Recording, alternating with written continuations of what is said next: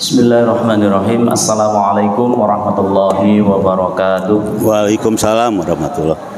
Bismillah, alhamdulillah, wassalatu wassalamu ala rasulillah wa ala alihi wa sahbihi wa mawala.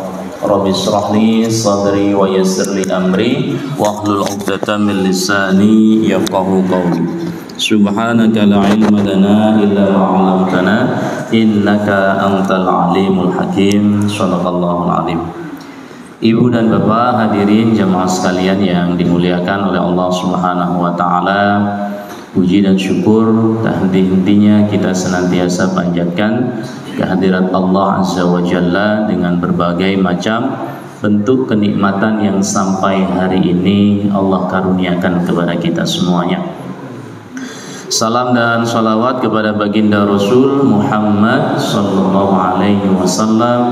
Mudah-mudahan sampai kepada keluarga, sahabat, tabi'in, tabi'in, dan mudah-mudahan semuanya kita kelak mendapatkan syafaatnya di yaumil qiyamah. Amin ya Allah ya rabbal alamin. Pas tadi saya masuk, kemudian berhenti di tempat parkir, langsung dihadapkan pada sebuah spanduk menerima pendaftaran membaca Al-Quran. Sampai hari ini sudah berapa Pak DKM yang daftar? Belum ada? Belum dibuka pendaftarannya atau memang nggak ada pendaftarannya Pak? Kalau nggak ada pendaftarnya berarti bagus, semuanya sudah bisa baca Al-Quran, ya kan begitu. Padahal di situ tertulis tidak bayar alias gratis, ya kan. Luar biasanya bulan suci Ramadan begitu, ya. Karena memang bulan suci Ramadan itu erat kaitannya dengan Al-Quran, sehingga disebutkan bulan Ramadan disebut juga sebagai Syahrul Quran, bulan di mana diturunkannya Al-Quran. Nah, oleh sebab itu Bapak Ibu, setidaknya ayat-ayat Al-Quran yang berbicara tentang saum, yakni yang wabil khusus surat Al-Baqarah 183 dan beberapa ayat berikutnya memberitahukan tentang pentingnya nilai puasa bagi kita semuanya. Di sana disebutkan ya ayyuhalladzina amanu. Kita diseru, kita dipanggil, wahai orang-orang yang beriman. Maka bersyukurlah, berbahagialah kalau kita hari ini menunaikan kewajiban itu, yakni saum. Karena Allah tak panggil itu ya ayyuhan nas, ya ayyuhal muslim, tidak, tapi spesial, yakni wahai orang-orang yang beriman. Maka ketika orang yang beriman ini dipanggil untuk menunaikan ibadah puasa, output yang diharapkan, hasil yang diperoleh adalah dijadikan orang yang beriman itu menjadi orang yang bertakwa. Penggemblengannya, pelatihannya di bulan suci Ramadan, yakni dengan saum. Apakah hanya saum saja yang erat kaitannya dengan bulan suci Ramadan? Oh tidak, banyak sekali yang tadi saya sebutkan. Salah satunya adalah dengan mendekatkan diri kita dengan Al-Quran. Kaifa nata'ammalu ma'al Quran. Bagaimana cara kita berinteraksi dengan Al-Quran? Pukul 11 bulan teh kita tidak intens berhubungan dengan Al-Quran. Yuk 1 bulan ini kita lebih intens, kita lebih akrab, kita lebih bergaul dengan Al-Quran. Karena apa? Kanjeng Nabi Muhammad SAW pernah bersabda, Iqra'ul Quran fa innahu ya'ti yaumal qiyamah syafi'an li ashabi.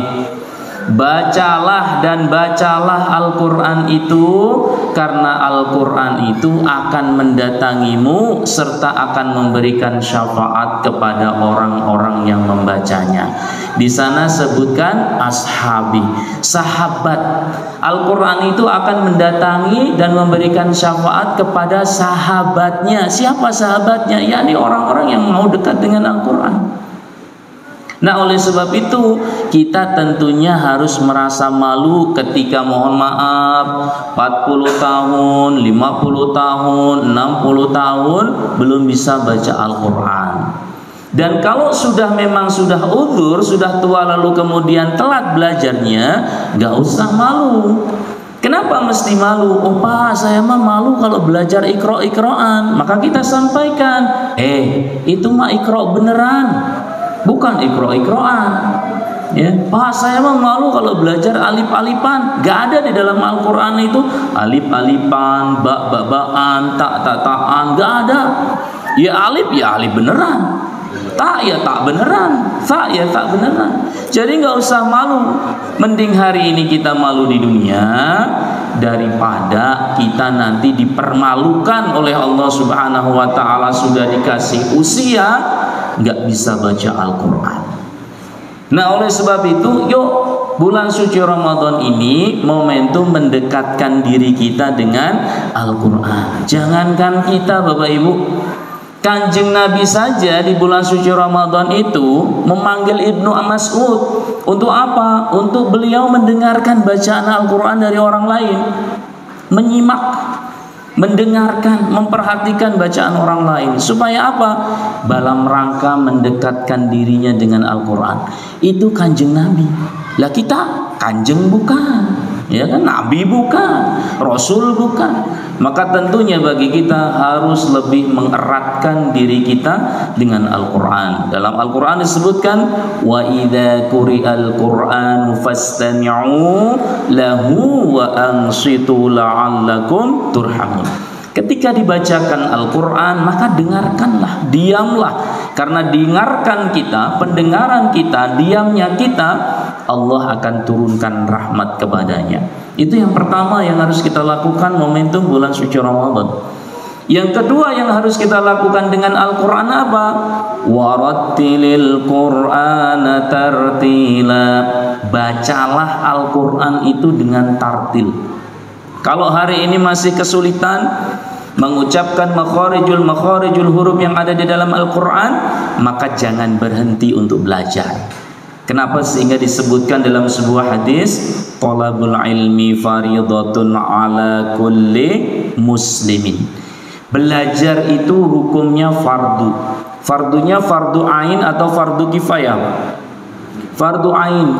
Fardu ain itu maknanya kewajiban yang ditimpakan kepada setiap individu. Kalau ada orang Islam tidak belajar, maka dia mendapatkan dosa di hadapan Allah Subhanahu wa ta'ala. Dia sadar tidak bisa baca Quran lalu kemudian gak mau belajar, dosa. Dia sadar gak bisa sholat dengan baik, gak mau belajar, dosa. Maka apapun yang dia perlukan dalam rangka mengabdikan dirinya kepada Allah Subhanahu wa ta'ala, maka dituntut dengan belajar. Dan tidak ada satupun perkara di muka bumi ini yang bisa dikerjakan kecuali tanpa ilmu. Semuanya, mulai dari kita lahir sampai nanti kita dimasukkan ke liang lahat, semuanya pasti butuh ilmu. Orang mau toharohnya benar, pasti butuh ilmu.